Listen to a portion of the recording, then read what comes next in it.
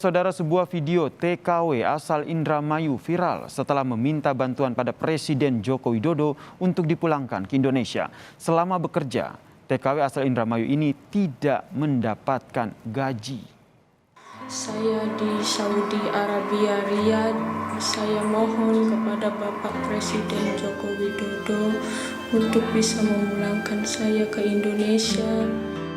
Melalui rekaman video, seorang tenaga kerja wanita asal Indramayu, Jawa Barat, Fitriani, meminta bantuan kepada Presiden Joko Widodo untuk bisa dipulangkan ke tanah air.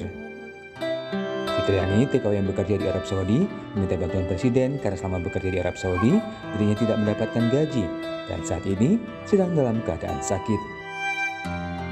Assalamualaikum warahmatullahi wabarakatuh. Nama saya Fitriani, asal dari Indramayu. Saya di Saudi Arabia, Riyadh. Saya mohon kepada Bapak Presiden Joko Widodo untuk bisa memulangkan saya ke Indonesia. Saat ini kasus TKW asal Indramayu, Jawa Barat telah dilaporkan ke Badan Perlindungan Pekerja Migran hingga ke Kementerian Luar Negeri. Selain upaya pemulangan ke Indonesia melalui Kemenlu, perusahaan penyalur yang mengirimkan Fitriani ke Arab Saudi diminta untuk diusut. Ferdianto Sugiono, Kompas TV, Indramayu, Jawa Barat. Saya di Saudi. Dan saudara, terkait dengan permintaan TKW Indonesia kepada Presiden Joko Widodo untuk dipulangkan ke Indonesia karena dalam keadaan sakit dan tidak digaji. Kita telah terhubung dengan Sekretaris Garda BMI Cabang Indramayu, Mas Ate Cahyoto. Selamat petang, Mas Ate.